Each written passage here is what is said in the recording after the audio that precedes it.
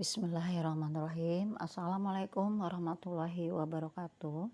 Selamat pagi anak-anak hebat semuanya. Apa kabar kalian hari ini? Semoga semuanya berada di dalam kesehatan. Anak-anak, hari ini bertemu kembali dengan Ibu di pembelajaran 4, subtema 2, tema 6. Kalian sudah siap untuk belajar hari ini anak-anak? Ibu harapkan dan Ibu yakin semuanya selalu siap ya. Nah, sebelum kita mulai ke pembelajaran, kita awali pembelajaran atau kegiatan hari ini dengan berdoa terlebih dahulu. Berdoa mulai. Berdoa selesai. Anak-anak, yuk kita mulai kegiatan hari ini.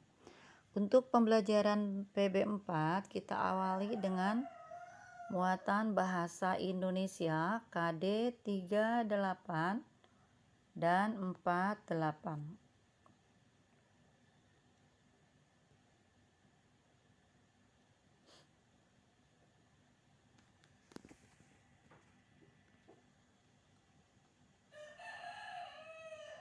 Kemarin kalian sudah mempelajari ya tentang menggali informasi dari teks non fiksi.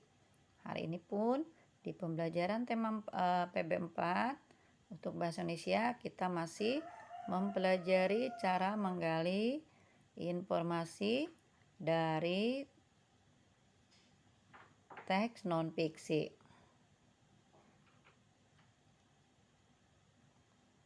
Ya, sini sudah ketemu materinya ya. Menggali informasi dari teks non fiksi. Kata kunci dari sebuah paragraf dapat berupa kata atau ungkapan yang berisi informasi penting. Kita dapat membuat peta konsep dari kata kunci yang terdapat di setiap paragraf. Peta konsep tersebut menggambarkan informasi dari teks yang kita baca. Nih ya. Nanti latihannya sudah Ibu berikan di modul. Itu materi bahasa Indonesia ya. Jadi hanya untuk PB4 juga menggali informasi dari teks non fiksi sama dengan materi-materi di PB sebelumnya. Kita lanjutkan ke muatan SBDP KD 33 dan 43. Gerak tarik kandagan. Tarik kandagan berasal dari Jawa Barat. Kandagan berasal dari kata kandaga dalam bahasa Sunda yang berarti tempat untuk menyimpan perhiasan. Ya, jadi kandaga itu adalah tempat untuk menyimpan perhiasan. Tari kandagan adalah tari yang berisi kumpulan-kumpulan gerakan yang indah dan berharga. Nanti kalian bisa lihat ya, cari di YouTube bagaimana sih gerakan tari kandagan. Kalian tinggal cari aja, tinggal klik ya, tari kandagan dari Jawa Barat. Kita lanjutkan ke materi berikutnya. Muatan bahasa Indonesia KD 38 dan 48. Untuk rekaman hari ini Ibu ringkas langsung ya pembelajarannya atau materinya, materi PB4, PB5 dan PB6. Karena ini Ibu lihat materinya hampir sama, jadi Ibu gabungkan saja di rekaman yang hari ini. Kita lanjut di PB5-nya, muatan bahasa Indonesia KD 38 dan 48. Menggali informasi dari teks non-fiksi 2. Informasi dari teks dapat diperoleh dengan menentukan gagasan utama setiap paragraf.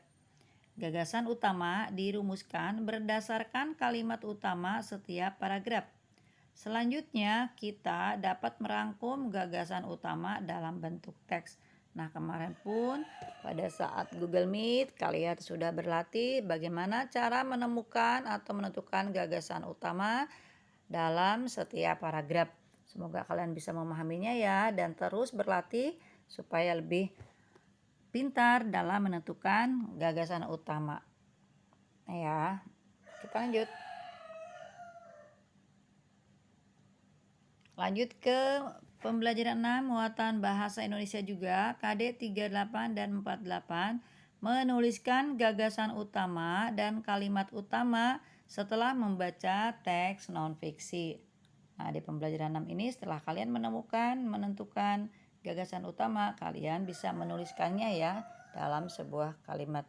Gagasan utama merupakan pokok pikiran sebuah teks. Setiap paragraf dalam teks memiliki kalimat utama di dalamnya. Kalimat utama ini berisi inti informasi dari suatu paragraf. Ya.